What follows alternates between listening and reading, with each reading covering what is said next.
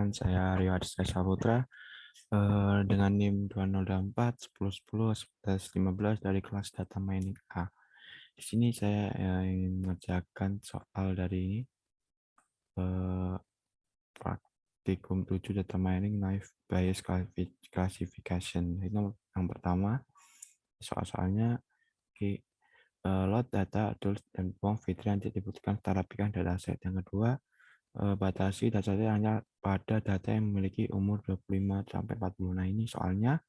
Oke, kita langsung ke soal yang pertama, yaitu ini mengelola data adult CSV dan buang fitur yang ini kayak serta rapikan dataset. Nah, sebelumnya saya memasukkan nih data dari adult.csv-nya. Sebenarnya kita mengimportkan nih yang pertama NumPy, Pandas, Matplotlib, dan Seaborn kayak kemarin itu. Di sini kita memerlukan scalar yaitu model selection, yaitu kita mengimportkan train test split. Nah, selanjutnya kita membutuhkan scalar yaitu pre-processing, yaitu kita mengimportkan min max scalar dan juga label encodernya. Selanjutnya yang terakhir ini kita kayak yang baru ini kita memerlukan scalar yaitu naive Bayes, yaitu kita mengimportkan ini Gaussian NB menggunakan model Gaussian NB gitu. Kita yang pertama yaitu kita panggil datasetnya yaitu adult.csv ya, kayak gini modelnya itu kayak kolomnya kayak arts, for class, FL gitu. Ini education 6, marital status, occupation, relationship, race, gender, capital gain, capital loss, hours per week, native country, dan yang terakhir income. Ini datasetnya yaitu dari dataset adult.csv. Nah, selanjutnya kita ya, itu kita replace ini kayak ini data yang ini dan ini kayak enak gitu datanya gitu kayak data type-nya itu kayak dianu. Nah, kita lihat perubahannya, kita matikan dulu ini. Nah, ini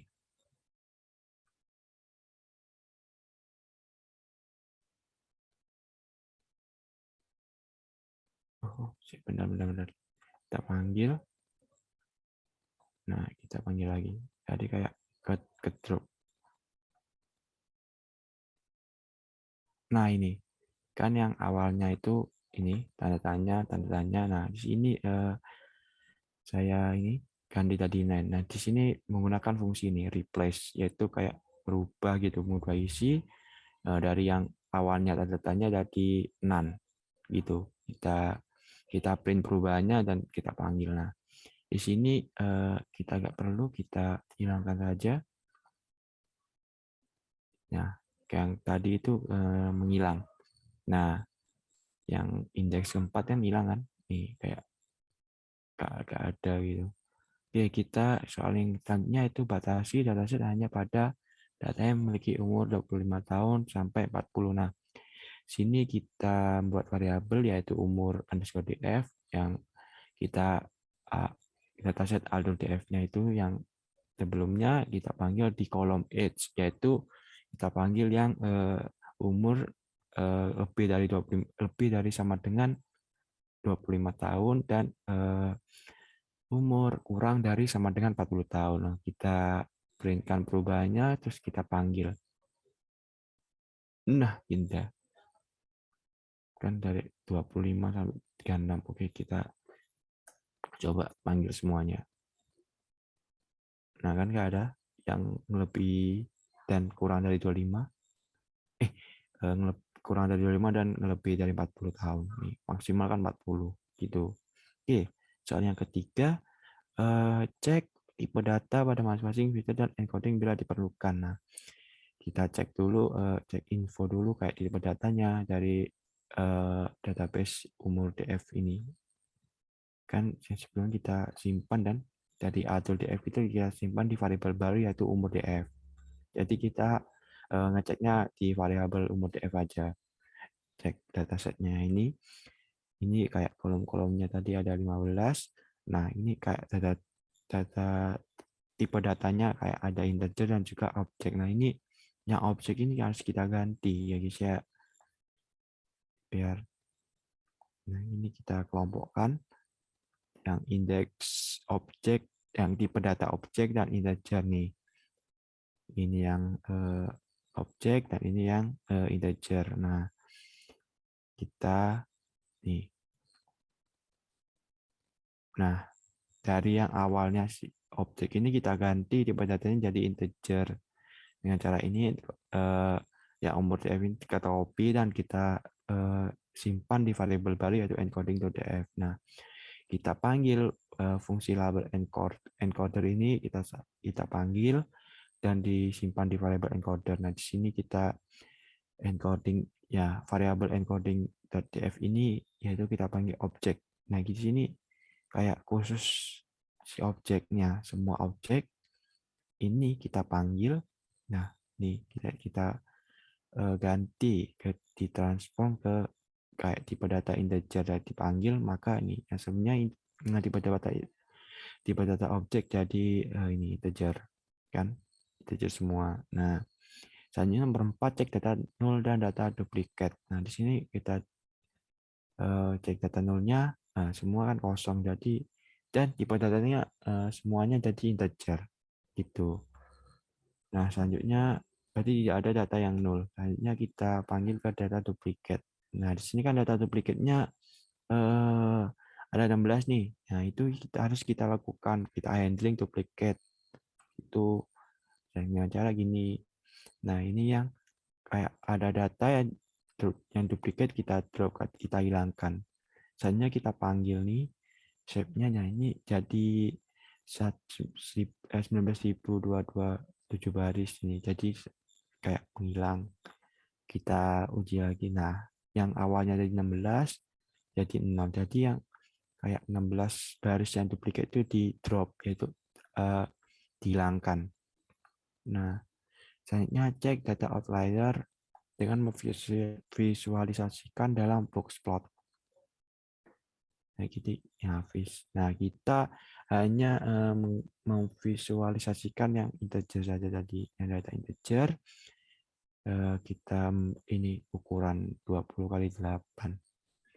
Tuh, nah di sini kan terlihat nih yang mengandung outlier kan yang ini. Yang FNLWGT ini tuh yang H aman. Nah, kita handling outlier ini yaitu FNLWGT ini mengapa? Karena ini di sini kan kayak tuh kita kuantil kan ada datanya. Nah, sedangkan kita coba yang lainnya gitu. Kita coba ya guys ya. Pakai yang ini coba capital gain. Nah, kita coba tuh 0. Jadi kayak ini tidak perlu di outliner karena kan ini datanya kan 0 isinya. Nah, jika kita outliner maka seluruh isi dari dataset capital gain, capital loss ini semua ini akan menghilang. Jadi kita hanya perlu yang ini karena jika di FNLWGT ini di kuantil maka ada gitu, ada isinya, ada nilainya. Kita coba FNLWGT, tuh ada nilainya. Jadi kita cuma menghandling outlier yang kolom ini FNLWGT. Nah, ini kita handling, kita ini kita simpan di variabel kolom. Nah, di kolom ini kita kuantilkan, kita kali kuantil pertama yaitu dikali 25 dan kuantil ketiga gini kali 75, maksudnya 75% gitu. Nah, dari encoding df itu kita copy dan kita simpan ke variabel baru yaitu outlier df. Kita outlier dan yang di outlier itu data-data yang mengandung integer saja.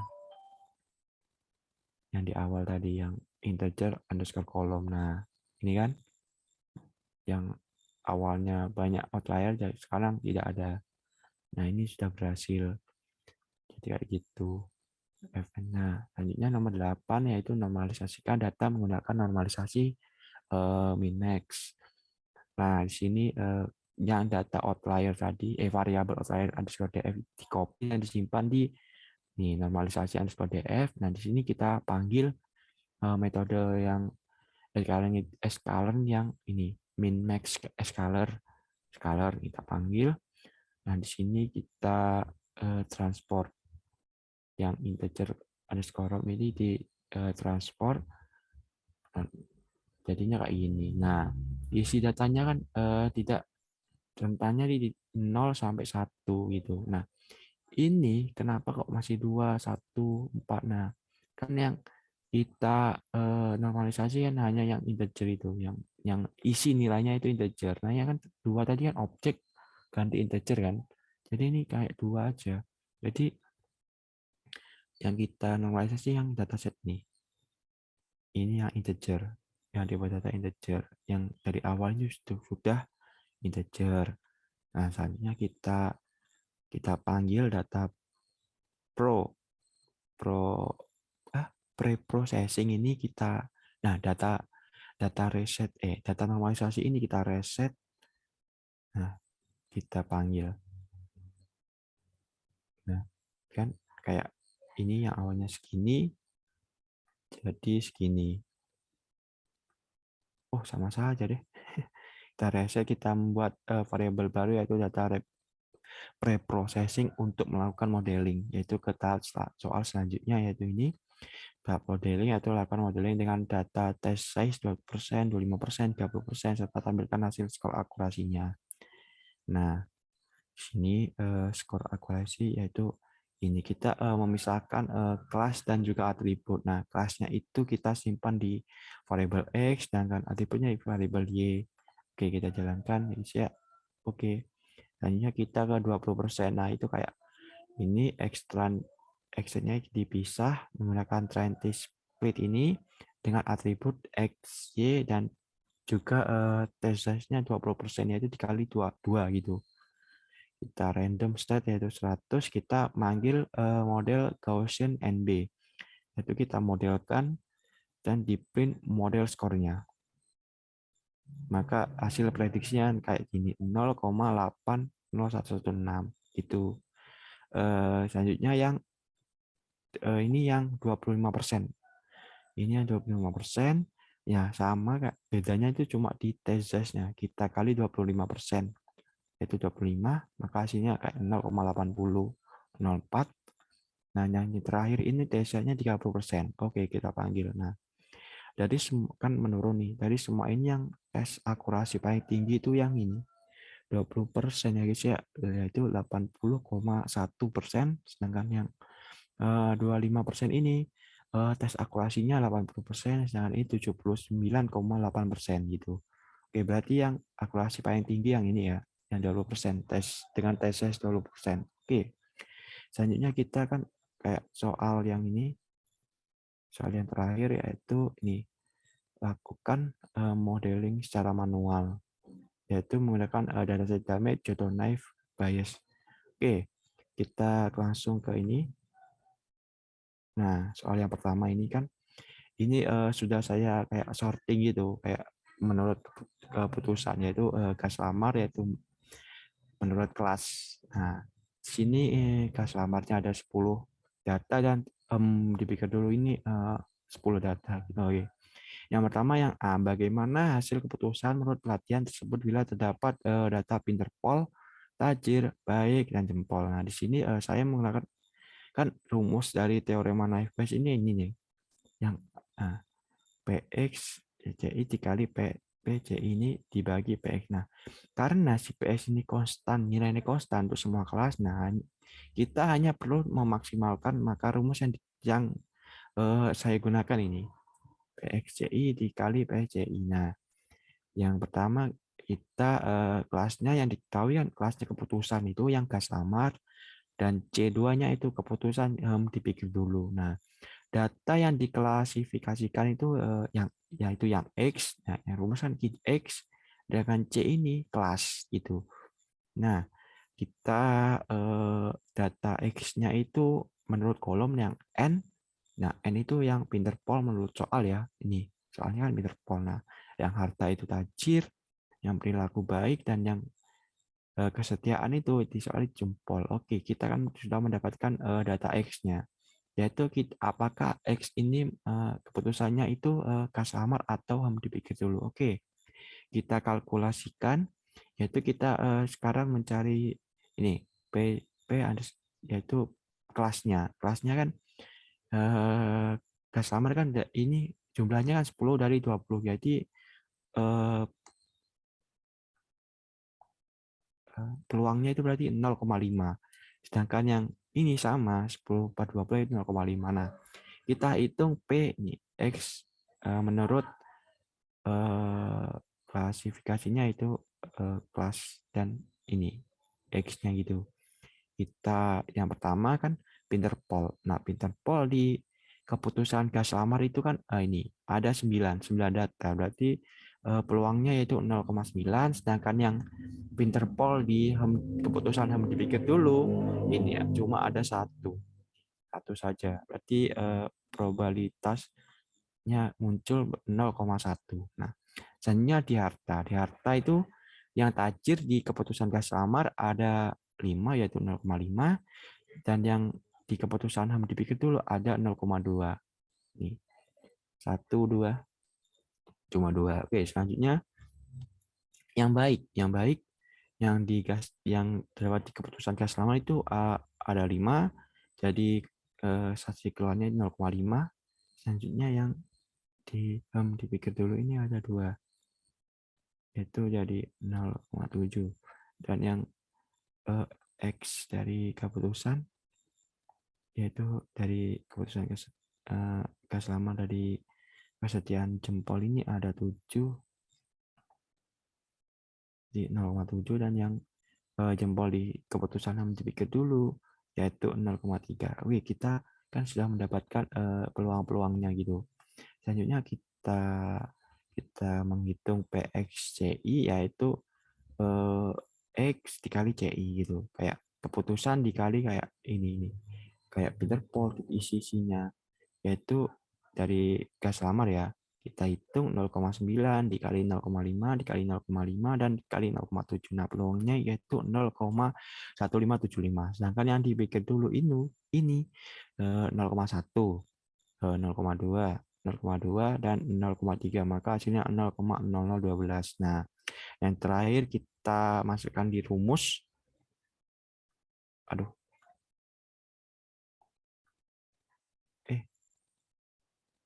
Oke, kita ke rumus. Bentar guys. Nah, kita kalikan lagi keputusan dan yang ini. PXCI dikali PCI. Yaitu yang ini, PCI ini dikalikan yang ini. Nah, kan yang PXCI kan sudah ditemukan dan yang ini sudah diketahui. Maka 0,5 dikali ini 0,1, maka peluang ininya 0,07875.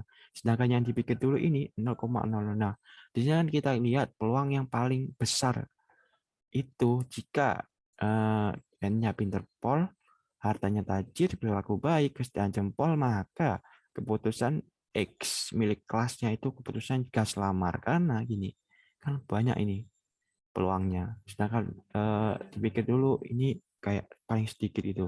Ini kemungkinan besar maka akan dilamar. Nah, selanjutnya ke soal 11B. Oke, cilik as. Bentar. Nice. Nah, yang ini bagaimana keputusan menurut pelatihan tersebut bila terdapat ini isi dari N-nya itu B ajasi, hartanya B ajasi, perilaku B ajasi, dan kesetiaannya B ajasi. Semua B ajasi. Oke, yaitu kita mengetahui sama keputusannya gas lama dan HAM dipikir dulu yaitu 0,5 dan 0,5. Oke, kita hitung B ajasi di keputusan gas lamar ada 1. Bahkan 0,1, dan B ajasi di keputusan dipikir dulu ada 9, jadi peluangnya 0,9. Dan harta B ajasi di keputusan gas lamar ini 0,4, sedangkan dipikir dulu ini 0,3. Selanjutnya di perilaku yang B ajasi di keputusan gas lamar itu ada 0,3, sedangkan dipikir dulu 0,4, ada 4. Dan ini yang terakhir keputusan kesetiaan. Jika kesetiaan biajasi di keputusan gas lamar kan 0,3, sedangkan di ini yang satunya dipikir dulu 0,7. Nah, sini kita hitung keputusannya, kita kalikan keputusan di gas lamar yaitu 0,1, 0,4, 0,3 dan yang terakhir 0,3. Maka ditemukan peluangnya 0,0036, sedangkan di keputusan yang dipikir dulu ini dari kita kali 0,9, 0,3, 0,4, dan 0,7 dari 0,0756. Itu. Maka kita kalikan yang dari keputusan 0,5, kita kali 0,5 dari keputusan gas lamar yaitu 0,018 dan 0, kali 0,6. Nah, di sini kan dapat dilihat nih peluang yang terbesar nih ini, yang ini nih, yang harus dipikir dulu karena ini nolnya ini lebih besar. Nah, jadi yang soal 11B maka keputusannya dipikir dulu gitu. Nah, soal ini yang terakhir yang 11C.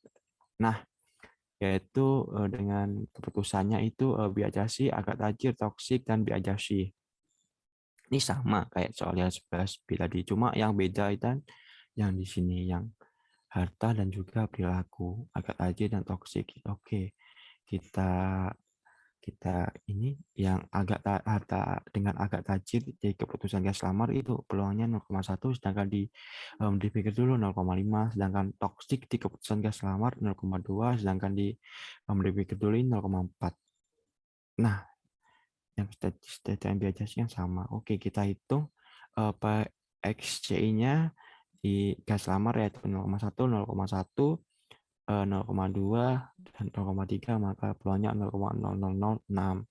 Dan dia dipikir dulu 0,9, 0,5, 0,4, 0,7, 0,126. Nah, kita kalikan, kita masukkan ke rumus, maka peluang yang gas lamar 0,0003 sangat kecil, dan dipikir dulu ini 0,063. Oh, lumayan. Berarti di sini D11C, maka putusannya ini dipikir dulu.